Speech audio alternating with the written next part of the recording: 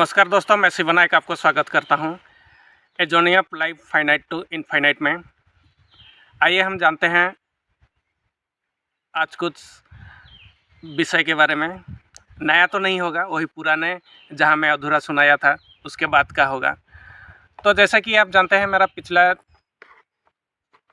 Videos में अगर आप देखे होंगे तो मेरा जो ब्रिक्स यूनिट था, मेरा जो 35 लाख का लोन लिया था, वो एक्चुअली वो डूब चुका था।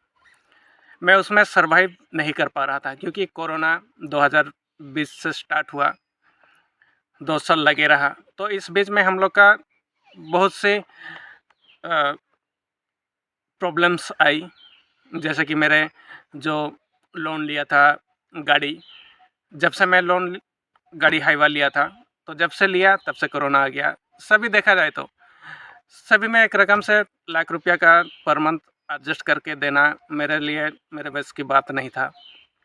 और दूसरा ये है कि पर मंथ आपका 8 लाख रुपया 9 लाख रुपया चाहिए, जैसे कि आपका एक मंथ का खर्चा उसमें निकले। जैसे गाड़ी हो गया, आपका मटेरियल्स हो गया, यूनिट के लिए जो भी चाहिए था, ये चीज़ होता था। और 8-9 लाख रुपया एडजस्ट कर पाना, एक महीना का तो इधर उधर से हो जाएगा, लेकिन बार बार स्थिति में जुगाड़ करना मेरे बस की बात नहीं था। तो खैर, जो भी है, मोटा मोटी देखा जाए तो, कैलकुलेट किया जाए तो मैं ऑलरेडी लॉस हो चुका था। मैं उससे कैसे निकल पाऊँ ये समझ में नहीं आ रहा था। साथ में ये भी था कि मेरा जो परिवार, मेरे माँ, मेरा छोटा बेटा, मेरे वाइफ, मैंने स्थितियाँ इतनी गंभीर हो चुकी थी, तो देखा जाए तो समझ में नहीं आ रहा था, लेकिन मैं एक प्रकार से शांत ही था। तो ये सिलसिला जब हुआ तो लोगों ने मुझे कहने लगे, भाई तुम्हारे पास तो उतना औकात नहीं है, फिर तुम इतना हाई बजट का रिस्क काहे लिया, क्यों लिया, ऐसे कहने लगे। लेकिन मैं उन लोग को ये चीज़ बता दूं कि जब मेरे पास सब कुछ ठीक ठाक चलने लगा था, साल 1.5 साल में, तब मेरे सगे संबंधी सब कुछ मेरे पास आने लगे। हाँ, बहुत अच्छा किया, ये किया, वो किया, और वो भी मुझसे कुछ उम्मीदें लगाए रखे कि चलो भाई, ये कुछ बड़ा हो रहा है तो ये हम लोग को कुछ सपोर्ट करेगा। जाहिर सी बात है, अच्छा भी उन लोग का सोच था, मैं भी मानता हूँ उनका। लेकिन जब आपका मेरा जो टूट गया, लेकिन कोई यहाँ पे आपके परिवार को सपोर्ट करने के लिए कोई आगे नहीं आता। कोई ये पूछता नहीं कि भाई तुम कैसे चल रहे हो।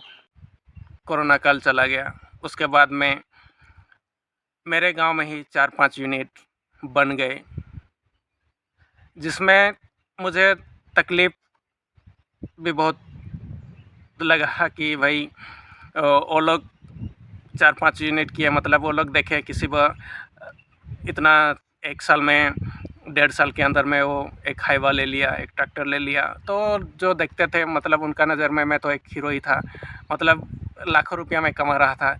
तो वो लोग भी अपना जगह ज़मीन बेच के, उनके पास पैसा है, तो भी अपना प्लानिंग किए कि हम भी ब्रिक्स यूनिट करें। तो वो लोग अपना 4-5 यूनिट बैठा दिया। तो उसमें मेरा झटका बहुत लगा, क्योंकि माल भी तो जो बनेगा उसको बिकना भी है। तो ये चीज़ हुआ, तो उसमें मुझे थोड़ा टेंशन बढ़ गया। इधर तो एक पैसा नहीं है रनिंग करने के लिए, फिर उसमें कंपटीशन आ जा रहा है, और मैं जितना मैं दे रहा हूँ वो उससे कम में दे रहे हैं। तो नेचुरली मेरे ग्राहक जो हैं कम हो जाएंगे, और ग्राहक को चाहिए क्वालिटी के साथ अच्छी क्वांटिटी भी चाहिए लो प्राइस पे। तो ये चीज़ मेरे से मैनेज हो नहीं सका और चला गया। तो लोग मुझे बोलते हैं, भाई तुम इतना बड़े रिस्क लेने का तुम्हारा अगर काबिलियत नहीं था तो तुमने क्यों किया। घर में मुझे कोसा, यार दोस्तों ने भी कहा, लेकिन कभी भी मेरे सोचा भी नहीं कि मैं ये काम करके गलत किया था। क्योंकि ये जो काम करके गलत नहीं किया था, क्योंकि मेरा जो मोटिव था कि एक रोज़गार बनाऊं, दूसरा मेरा आध्यात्मिक उन्नति कैसे हो। ये 2 चीज़ें थी मेरे सपना में, अभी भी हैं। तो मेरे पास उस टाइम में 20-25 आदमी काम कर रहे थे। तो 5 यूनिट जब हो गया तो उसमें करीबन 100 से प्लस काम करने लगे। तो मोटा मोटी देखा जाए तो भले ही लॉस मेरा हो गया, लेकिन लोग जो काम करने नहीं जा रहे थे बाहर में, जैसे मेरा सिटीज़ हम लोग का गांव से 25 किलोमीटर की डिस्टेंस पे है, कोई अगर वहाँ काम करके नहीं जा रहा था, गांव में बैठे रहता था, तो वो लोग रोज़गार हो पाए। और जहाँ पे मैं 20-25 आदमी को रोज़गार दे रहा था, वहीं पे आज 100 से ऊपर के लोग काम कर रहे हैं। तो नेचुरली देखा जाए तो मेरा जो मोटिव था कि रोज़गार दिलाने का, तो कहीं ना कहीं जो ब्रिक्स यूनिट दिए मुझे देख करके, तो उनके माध्यम से और मैं बोलूँगा कि कम से कम 100 आदमी को मैं रोज़गार दिया। तो ये हुआ, लेकिन मेरा जो स्थितियाँ हैं, परिस्थितियाँ हैं, तो ये तो परेशानी मेरा बढ़ता गया। लाख रुपया महीना का इंस्टॉलमेंट पेमेंट कैसे होगा, क्या होगा, रास्ते बंद हो चुका था। तो उस टाइम में यूट्यूब के माध्यम से गुरुजी करोली शंकर महादेव मिले, जिनके पास मैं गया, उनका जो प्रक्रिया है उनका फॉलोज किया। तो उसमें से मेरा रिकवरी धीरे धीरे, मेरा माइंड कांस्टेंट हुआ, इधर उधर भागा नहीं, कांस्टेंट हुआ। तो अभी तक मेरा 75% देखा जाए तो रिकवरी हो चुका है, मैं बोलूँगा। और कुछ है जो पेंडिंग है, वो आगे धीरे धीरे हो जाएगा। तो अभी मेरा फिर ब्लूप्रिंट रेडी हो चुका है अगले और छलांग लगाने के लिए। तो कुछ दोस्तों ने भी बोल रहा था, भाई तुम्हारा तो एक ख़त्म नहीं हुआ, फिर दूसरे में फिर छलांग कैसे लगेगा, कैसे क्या मैनेज करेगा, क्या नहीं। तो मैं उनको बोला, भाई दुनिया बदलता रहता है, दुनिया कभी एक जगह टिकता नहीं है। दुनिया में अगर कोई स्थायी वस्तु है ना, तो स्थायी वस्तु एक्चुअली कोई नहीं है, स्थायी शब्द बोलें, स्थायी शब्द है, वो है बदलाव, मात्र एक बदलाव। दुनिया में कुछ भी स्थायी नहीं है। यहाँ जो मेरा जो शरीर का स्ट्रक्चर देख रहे हैं, मेरा जो शरीर देख रहे हैं, वो हमेशा बदलते रहता है। मेरा नहीं, हर किसी का। ये जो मेरे तरफ पीछे पेड़ पौधे देख रहे हैं, सब कुछ बदलते रहता है हमेशा। हर सांस आपके साथ बदलते रहता है, हर चीज़। यहाँ जो खाली ब्लैंक स्पेसेस दिख रहे हैं, ये भी बदलते रहता है। ज़रूरत है कि हम इसको महसूस नहीं कर पाते, इसको देख नहीं पाते। तो हर चीज़ बदलाव है। आप एक बार कोशिश कीजिए, वो बदलते ही जाएगा। क्योंकि जो भी मेरे परेशानियाँ थी, जैसे कि 1-2 साल पहले 2020 में जब कोरोना पीरियड था, तब हम लोग का एकदम डाउनवर्ड्स में था। हम नीचे गिर के वहाँ से उठने लायक में नहीं था मैं। अपनी समाज में एक रेपुटेशन जो भी था मेरा, कि हाँ बोल रहे थे कि हाँ ये अच्छा कर रहा है, मेरा सास ससुर बोल रहे थे हाँ बहुत बढ़िया कर रहा है, एक इस तरह का इमेज था। लेकिन वो इमेज में खो दिया था। तो मैं उसको ज़्यादातर डिस्कशन नहीं करूँगा, परिस्थितियाँ तो बहुत आती हैं जाती हैं। तो मेरे दिमाग में ये था, परिस्थितियाँ तो आएंगी जाएंगी, तो फिर उसमें अटकना क्यों है। तो हमेशा हर चीज़ बदलते रहता है, ये मैं अनुभव किया है। इसलिए फिर मैंने और एक छलांग के लिए अभी रेडी हूँ। जब छलांग लगाऊंगा तो मैं बताऊंगा, पहले से कुछ नहीं बताना है अभी। तो गुरुजी के शरण में आने के बाद मुझे बहुत आगे का रास्ता मिला। और जो माइंड मेरा इधर उधर डाइवर्ट हो गया था कि तुम कुछ करने के लायक नहीं हो, तुम जो डिसीजन लिया वो गलत है। अपने परिवार का ताने सुन सुन के भी मैं परेशान था। तो अभी इस मेंटल परिस्थिति में हूँ कि वो सब बकवास है। बकवास तो नहीं, वो लोग तो अपने अनुभव के हिसाब से कहेंगे। खैर जो भी होता है वो परिस्थितियाँ के हिसाब से होता है। अभी परिस्थितियाँ पिछले बार था, अभी परिस्थितियाँ बदल चुका है और आगे फिर बदलेंगे। तो इसी उम्मीद के साथ मैं आगे बढ़ रहा हूँ। यह हर किसी का जीवन अपने अपने जीवन में अपने एक हीरो होता है। यहाँ जितने भी मनुष्य हैं, अपने अपने जगह पे अपने अपने संघर्ष कर रहे हैं। वो अपने अपने जीवन के अपने अपने हीरो हैं। हम उनके जीवन के माध्यम से, उनके जो चरित्र के माध्यम से कुछ ना कुछ सीख सकते हैं। मैंने तो यहाँ मेरे छोटे बच्चे, मैं हर इंसान से कुछ ना कुछ हमेशा सीखते ही रहता हूँ। यहाँ की ये प्रकृति से सीखते रहता हूँ, इन पेड़ पौधों से सीखते रहता हूँ, सीखने की कोशिश करते रहता हूँ, हमेशा वो सीखते रहता हूँ। और मेरे हिसाब से तो हम लोग का जो भी परेशानियाँ प्रॉब्लम्स आती है, तो इसका जवाब हमारे अंदर ही होता है।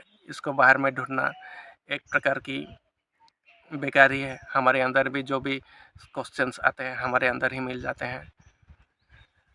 तो यह जो परिस्थितियों का आना जाना है तो आता रहता है, जाता रहता है हमेशा। कोई कभी भी एक जगह पे टिका नहीं। मान लीजिए जो दुःख की घड़ी आता है तो कभी वो दुःख की घड़ी टिकता नहीं। आप थोड़ी सी प्रयास करेंगे, कुछ दिनों के बाद दुःख चले जाएंगे।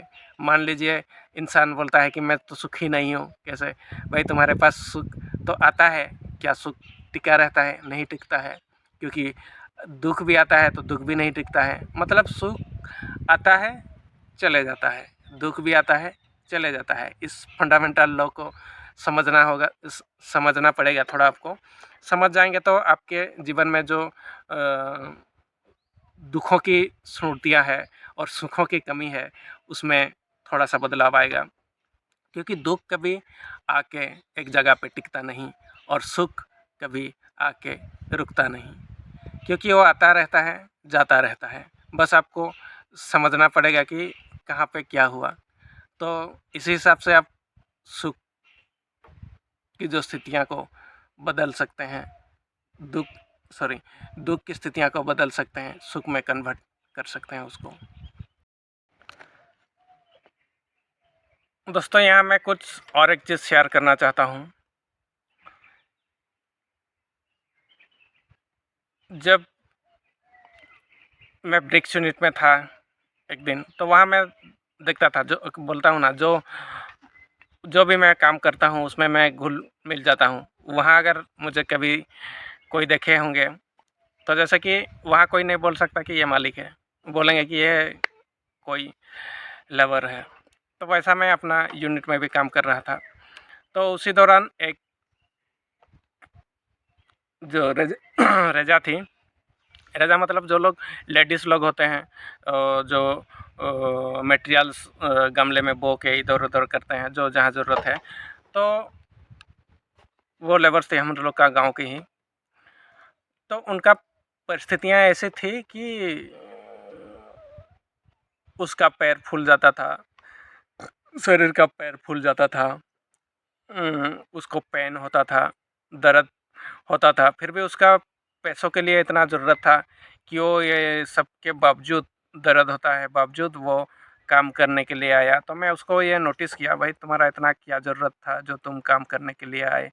तो बोली कि मेरे बेटे का पढ़ा रहा हूँ, ये है फलाना चांदी, उसका जो प्रॉब्लम्स था वो बताया। तो मुझे उस पर दया आया। तो मैं उसको बोला, ठीक है, अगर ऐसा है तो तुम मेरे पास आ जाना, मैं हो सके तो तुम्हारा ये जो तकलीफ़ है वो दूर हो जाएगा। तो मैं उसको रात 8:30 करीब बुलाया मेरा घर। तो क्योंकि 8:30 बजे इसलिए क्योंकि मेरा जो ध्यान साधनाएँ चलती है तो करीबन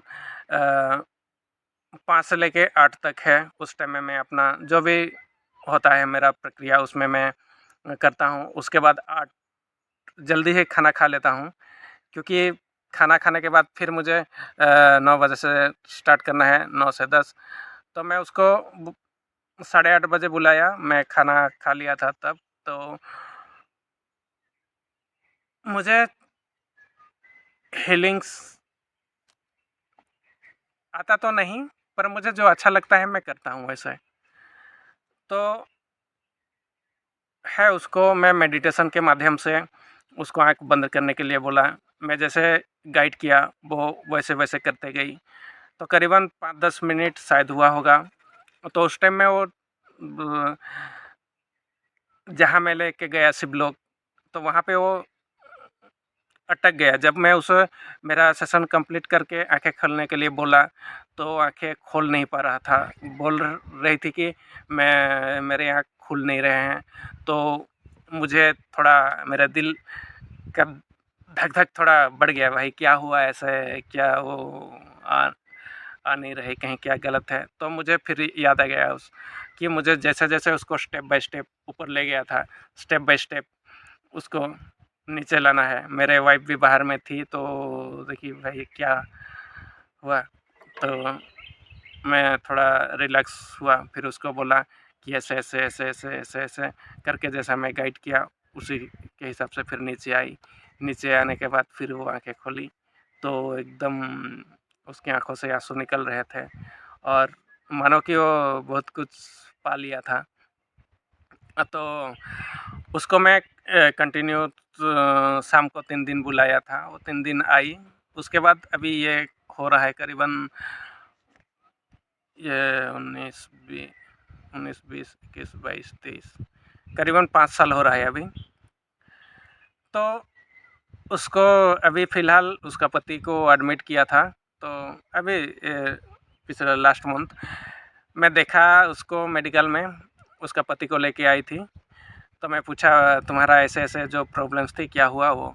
हाँ, मेरा वो जो मेडिसिन मैं कंटिन्यू खा रहा था, वो तो छोड़ ही चुका हूँ। अभी महीना का जो खर्चा हो रहा था, वो चीज़ मुझे खाना नहीं पड़ रहा है। और दूसरा जो मेरे परेशानियाँ थी, वो परेशानियाँ भी गायब हो चुका है। मतलब मैं अभी टोटल देखा जाए तो अच्छा खासा काम कर रहा हूँ और मैं स्वस्थ हूँ। तो मेरा ये बताने का मकसद मैं आपको दोनों चीज़ें में बैलेंस करके जाना चाहता हूँ। आध्यात्मिक स्पिरिचुअलिटी के ऊपर मैं आपको आगे बताना चाहता हूँ। साथ में मेरा जो रोज़गार है, रोज़गार इसलिए दोस्तों क्योंकि स्पिरिचुअलिटी में आप उतरेंगे, आध्यात्मिक में उतरेंगे जब आपके पास कुछ है, आपके फैमिली का बैकग्राउंड अच्छा है, तो आपका फैमिली से अगर आपको कुछ सपोर्ट मिल जाता है तो आप अच्छा से ध्यान दे पाएँगे। लेकिन स्पिरिचुअलिटी में ऐसा है कि अच्छा से ध्यान देने के लिए आपका पास पैसा होना भी ज़रूरी है, क्योंकि पैसा अगर नहीं होगा जब आप आँख बंद करेंगे तो आपको आँखें बंद करते-करते आप ये सोचेंगे अरे मेरा माँ का मेडिकल लेना है, मेरे बच्चे का स्कूल फीस भरना है, ये सब वगैरह-वगैरह दुनिया का पिक्चर आपकी आँखों के सामने में आ जाएगा और आप ध्यान कतई कर नहीं पाएँगे। तो इसके लिए पैसों की ज़रूरत होता है कि आपका जो परिवार का जो ज़रूरतें हैं प्रतिदिन के, वो आप रिकवरी कर पाएँ और शाम को जब आप बैठें कि सुबह जब बैठें ध्यान में, तो आपका ध्यान पॉजिटिव रहे। तो इसीलिए मैं दोनों को बैलेंस करके आपको एग्ज़ाम्पल के तौर पे हमेशा आगे बताते जाऊँगा। भी सुझाव अच्छा लगे तो एक कमेंट के माध्यम से ज़रूर बताएँ। जल्द ही हम अपने एक नए टॉपिक के साथ और नेक्स्ट वीडियो में हाज़िर होते हैं। नमस्ते।